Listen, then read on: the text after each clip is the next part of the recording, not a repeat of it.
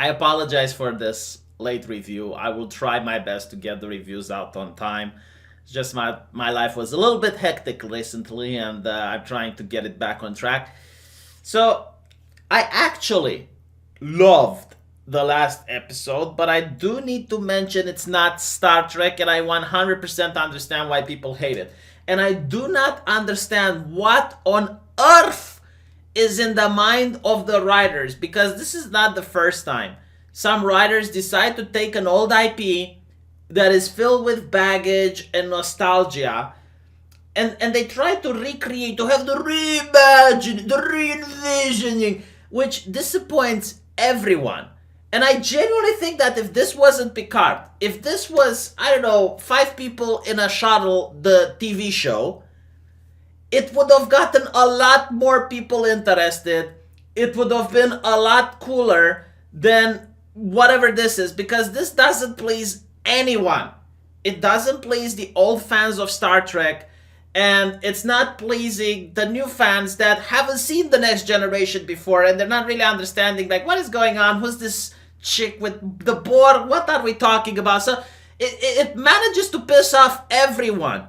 And there's very few people like me that I guess are just willing to sever the connection and go like, all right, I have watched Discovery season 2. I want to buy a Gillette razor for some reason. But coming from Star Trek Discovery, this is actually good, and I'm just going to forget that it's Star Trek in order to be able to enjoy it.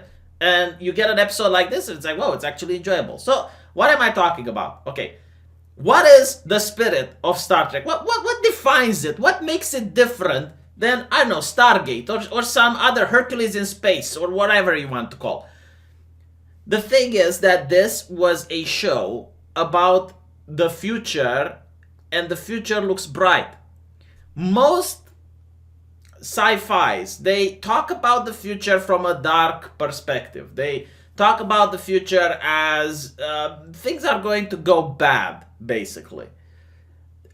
But this particular show is not like that. It's like, no, in the future, yes, there are aliens, but everyone is friends with each other, and there's a world of plenty, there's no more poverty, people are going to explore the vast reaches of space, and it's a beautiful time to live in.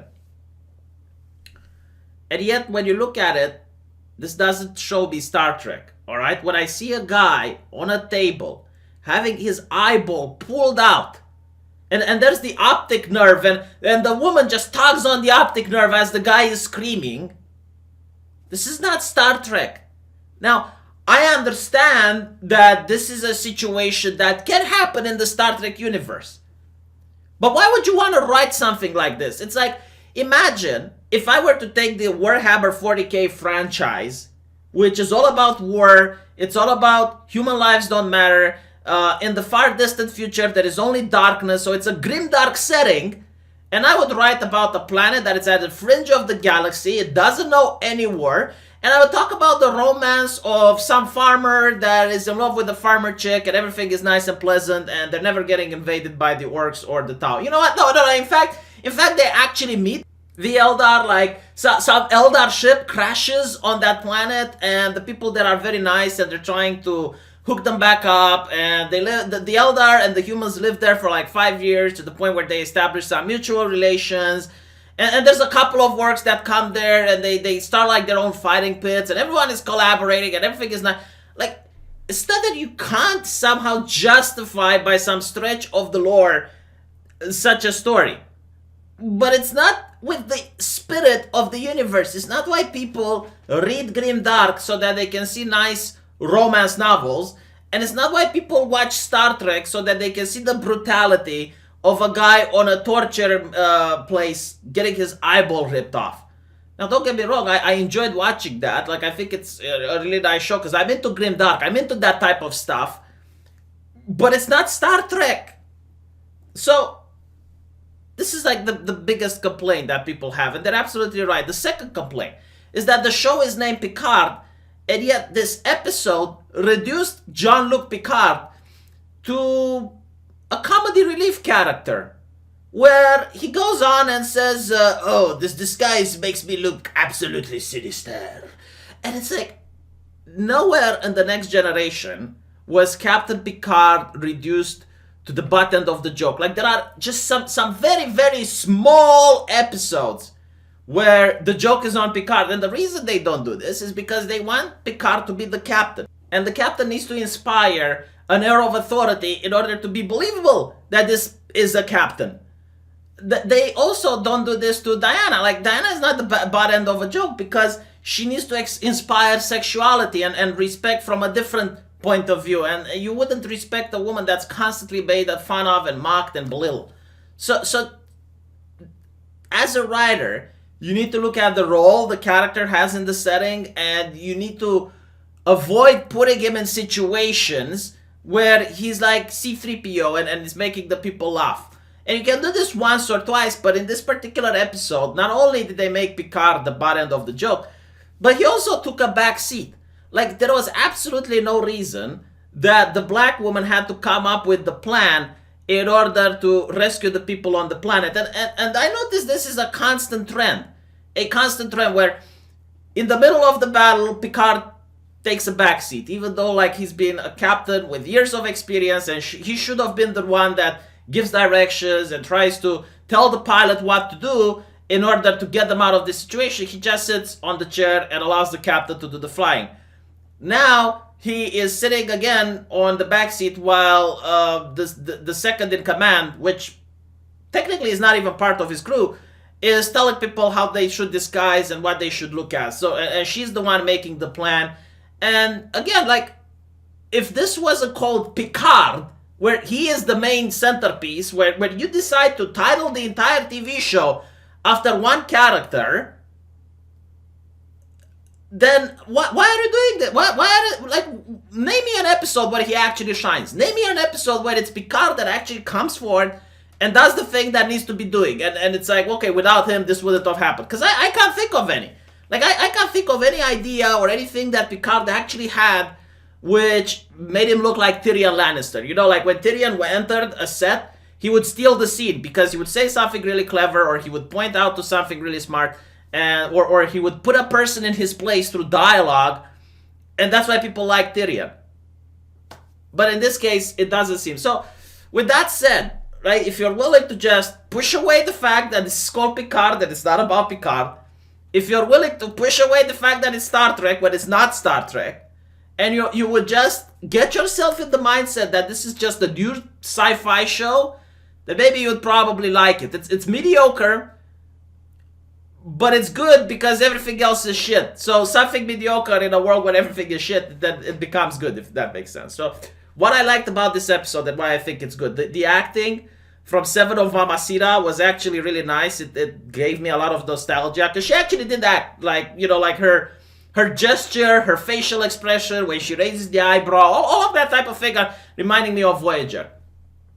And by the way, I forgot to mention like one other aspect that people hate, and this is like something that you see in Star Wars. When when they decide to remake an IP, and you know, let's go back to the Star Wars universe, or let's go back to Star Trek, and they have a character that has aged. It's quite possible that while we didn't see the character on screen, he had some life experiences that changed his personality a little bit. So in this case, Seven of Mamacitas is a lot more violent. Picard seems to like going on away missions, which is something he didn't like before. And, you know, it has been a time span of 30 years in which maybe these people experience certain things, and, you know, people change. Like, it's absolutely normal. It's fine. But when the audience doesn't see that change, when the audience isn't there with the change, it's not like Breaking Bad or like Better Call Saul, where you go with the character from the beginning and you get to see him all the way to the end. It's like, you know, imagine if you were to see Breaking Bad season 1 with that nice chemistry teacher that tries to make a buck for his family, and then after 20 years you see the same character as Heisenberg without any interaction with the middle part of the story. Most people will say, well, that's not believable, you know, like, Walter White would never want to put a hit on Jesse Pinkman. He would never, work with these murders and whatnot. Like, he was a person that would shiver when he would see violence.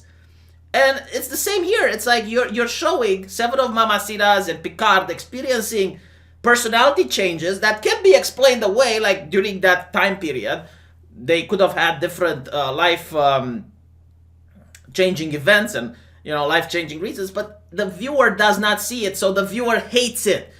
You cannot do this. You can't just simply explain away, oh yeah, they had a bad past and this is why they so okay, right, let's talk about the things that I like now, the story, right? So what I really liked was the corporatism that we get to see when they approach the hepatic system.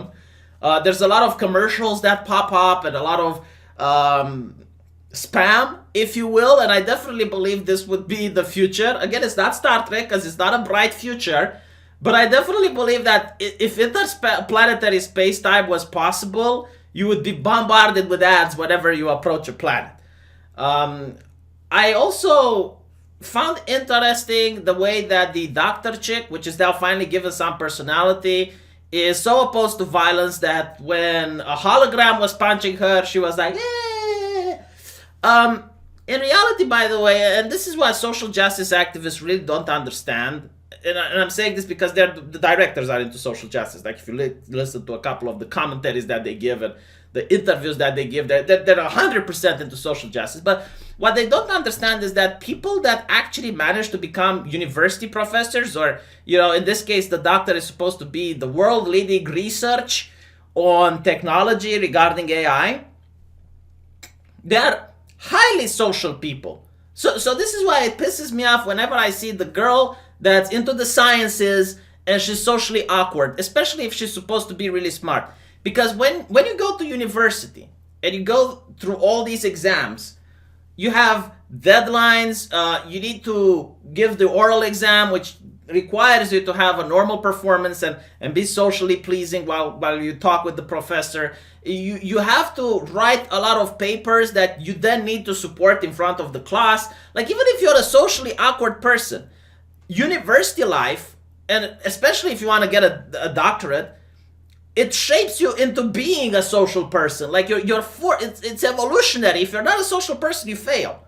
So this is why I really hate whenever I see like the smart but socially awkward character, because in real life, if you go to a university in STEM, like medicine, like I went, the people there are highly sociable. Now I went to law school and the people there were also highly sociable.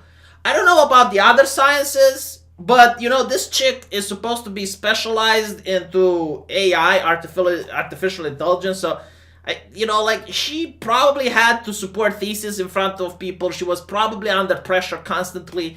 You just can't function as a human being if when a hologram punches you, you're like, eh, and you can't even have a conversation with the person next to you.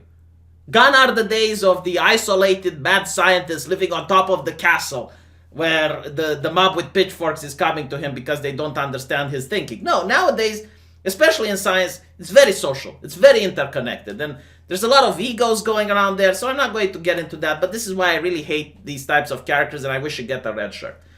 Going back to where I was, because I got a little sidetracked. I wanted to say about Seven of Mamacitas, right? So she comes in, and we find out that there's a lot of people that have Borg implants and are being kidnapped. Again, it's not explained why the Borg implants aren't removed the same way we saw in Voyager or in the Next Generation, where the removal seems to leave the person unharmed, and it's quite easy to do. But I assume maybe they don't have the access to the technology that Starfleet has, so I'm willing to give them a pass for that. Though I'm not giving them a pass for the people on that Borg cube being autistic, because Seven of Mamacitas used to be Borg and then she got disconnected and she's not suffering from autism. Captain Picard used to be a Borg and he got disconnected and he's not suffering from autism. Yet everyone on that Borg ship that managed to be disconnected by the Romulans seems to have autism. So maybe it's like Romulan technology that gives autism to the people disconnected, because it's definitely not being Romulan that gives you autism. Because in Voyager, they actually did find some Romulans that they took away from the Borg collective and they weren't autistic. So, but then again, expecting this to have any consistency with the previous one. So they go out to the planet in order to rescue the scientist guy, and you see the chick being incredibly nervous that she has to operate the transporter. And as I watch this, it's like, okay, oh my god, come on, like she's an expert into AI. Why is she nervous about operating a transporter? But this answer was answered to the ending of the show, so that's fine. Um, they go with these crazy disguises, and it was really nice to see, the Romulan being really out of place, and he just doesn't understand deception and lying to people, I guess, because he lived in a place where everyone constantly spoke their emotions and constantly spoke what they were experiencing. So he's not a person that's traveled, so I do agree that his character was done well. I do not agree that Picard was taking a backseat throughout all of this. And as they go onto this place, we notice that they weren't afraid of showing a little bit of titty, even though it was like vintage tits. That's fine. Kind of find it weird. It's like, wow, progressives are actually showing the human female body. Whoa, that's bizarre. They found some balls. Okay, and they managed to also talk about a race that's finally an alien. Like, I think this is the first true alien that we see in Picard. It's like, what, episode 4? And we finally get our first alien. Now, I know you'll say, well, what about the Romulans? It's like, well, yeah, but they're acting like humans. They're not alien at all. Like, there is no more Romulan culture, or they're acting, they speak with Irish accents. They seem to go around human society. No one is bothering them. We saw a Vulcan getting pregnant by a human. It's like, it's normal now. It's like that. Which is fine, but finally we get to see a character that's an actual alien. And this is like a reptilian that has the ability to smell lies. And I was like, oh, well, okay, finally I'm happy. We got an alien on screen. This is like a really interesting character. They come up with this way of, I guess, deceiving him by blocking the beta receptors of something. All right, fine. At least it's not meteorites that we get to see in space. No, I'm not kidding. Like, there is, in the short Star Treks that they made, a black guy is sitting in the ship, and he's watching out the window, and he sees a shooting star. A shooting star in space, yes.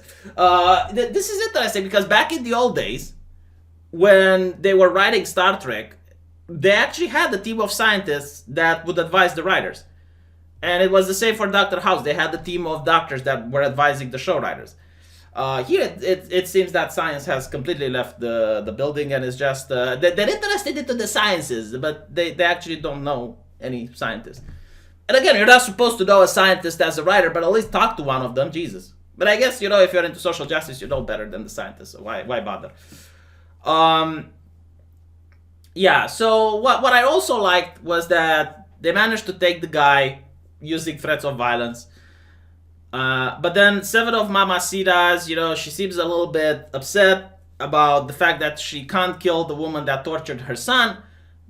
And as she goes back on ship, she finally admits, because she doesn't want to get Picard in danger. And there's like a little plot twist that when she leaves, she just doesn't teleport back on the planet. She teleports back into the bar and ends up killing everyone. And the reason she did this, she didn't want to do it in front of Picard because she doesn't want to steal hope from him. Though at this point, I think a little bit of hope is worth stealing. Another moment that I really liked was that I actually had a conversation about humanity, because both Seven of Nine and Picard were part of the Borg collective. Picard was taking a short trip into communism while she was born into it. And she asked Picard, it's like, what about your humanity? Do you feel that you got it back? And he's like, well, not entirely, but every day I have to fight in order to recover it. So that was like a really nice thing. I like these kinds of conversations. It's why people like to watch Star Trek, for the talks rather than the pew-pew-pew, bing. And the plot twist at the end is that the doctor chick assassinates the doctor that they rescued from the planet. And this is why she was nervous, not because she had to operate the teleporter, but because she hates violence. And yet, I guess, knowing what she knows about Daja's sister, she wants to prevent Picard from finding her. Which at this point, I don't understand why she doesn't just blow up the ship, but maybe we're going to find that in the future. So yeah, I mean, the whole story seems to be centered around that Daja's sister might be the destroyer, and she's going to put an end to all life in the galaxy. We're going to see where they're going with that, but Overall, it wasn't a bad sci-fi episode, but this is why I want to underline sci-fi, science fiction. If this was an original, story about two androids in a world where androids' life and synthetic life is banned, and you got like this old captain that wants to put up a crew in order to go find them. In fact, you could have done away with the old captain and just have like a sexy black chick that's going into space and trying to find people. It would actually be good for sci-fi, because right now there aren't that many sci-fi shows. Like we went into the zombie era where a lot of zombie movies were made. And when it comes to sci-fi, you have The Expanse, and that's pretty much it. And I think it's also because the production might be quite expensive. I mean, they have to reuse sets, which is something that really bothers me. It's like, why not just have Picard in a ready room? I don't like to see being on a plantation while on a spaceship. I mean, I get it makes sense lore-wise. Like, yes, it's possible, but it's kind of boring. Like you're on a spaceship and you're on a plantation. Like, just give him a normal ready room. It's cheap to make. And the fact that they also have to reuse the holograms. The emergency medical hologram is the same guy as the pilot. It's probably to save money, though. I don't know if hiring the same actor to do 2 or 3 roles is saving money, considering that you need to have like different reshoots, and you need the special effects team to put that in and make it look believable. I don't know if you end up saving money or not, but it is something that the show does. Let me know what you think. Again, like I personally was entertained by this episode, but I do come from watching Discovery Season 2. So for me, you can show a monkey dance and it's going to be entertaining. Literally. So I'll see you guys in the comments.